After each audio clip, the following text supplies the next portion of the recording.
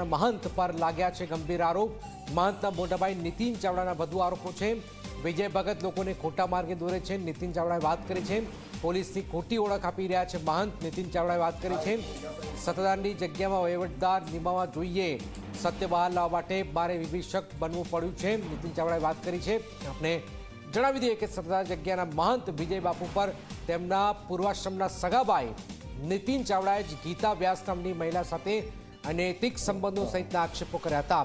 એટલું જ નહીં, ગીતા વ્યાસ અને વિજયગીરી બાપુએ મૈત્રી કરાર કરી દીધા હોવાનો પણ આરોપ મૂક્યો છે અને ગીતા વ્યાસના ઇશારે સત્તાધારના સંતો અને ભક્તોને માર મરાયા હોવાનો પણ દાવો કરાયો છે। સાથે તેમણે કહ્યું છે કે સત્તાધારમાં પૈસા મામલે ગેરવહીવટ ચાલે છે, એટલે સત્તાધારમાં સરકારી વહીવટદાર નિમાવવા જોઈએ।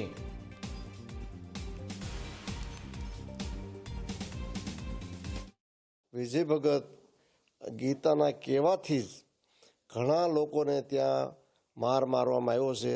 એ મીડિયામાં એમ કહે છે કે કાંઈ કોઈ દારૂ પીને આવતો હોય તો હું ન તો અમારા માણસો એમ કહે છે, પણ ખરેખર જો એવું બધું હોય તો એને પોલીસને કહેવું જોઈએ, કાયદો વ્યવસ્થા પોતાના હાથમાં ન લેવાય।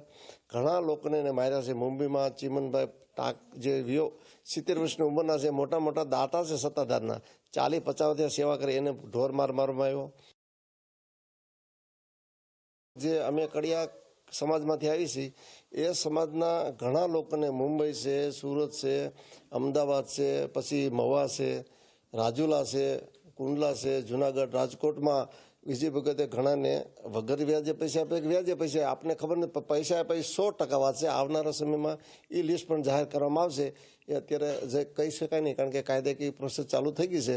એટલે સરકારને આપણે જાણ કરી છે કે આ સંસ્થાની અંદર, આ મંદિરની અંદર વિજય ભગત દ્વારા ગેરવહીવટ, ભ્રષ્ટાચાર, વૈભિચાર, આ સિવાય લોકોને મારકૂટ કરી કાયદો વ્યવસ્થા હાથમાં લીધા છે।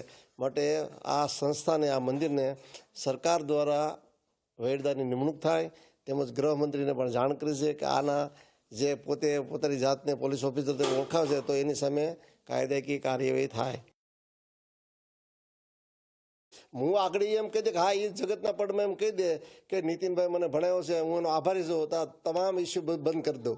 એ નુગરો માણસ છે, એને કોઈ દી મને એમ નથી કીધું કે તારો આભાર માનું છે કે નીતિનભાઈ તે મને ભણાવ્યો, ગણાવ્યો, તે મારું પોષણ કર્યું, એવું કીધું ને એના મા બાપ મારા મા બાપ સાચું એટલું મને સાચું હશે। એક થાળીમાં મેં જમતા હતા। આ GTVમાં પહેલા વેલા તમને આ મારી અંગત વાત કરું છું, પણ આ જ્યારે ગીતાબેન વ્યાસ એમ કે આપણા પ્રેમ પ્રકરણમાં નીતિનભાઈ કેમ ડિસ્ટર્બ કરે છે ને જો ગુંડા લોકોને મારવા મોકલતા હોય તો પછી રાવણની સામે વિભીષણ પ્રગટ થાય જ, એમાં કોઈ પ્રશ્ન નથી।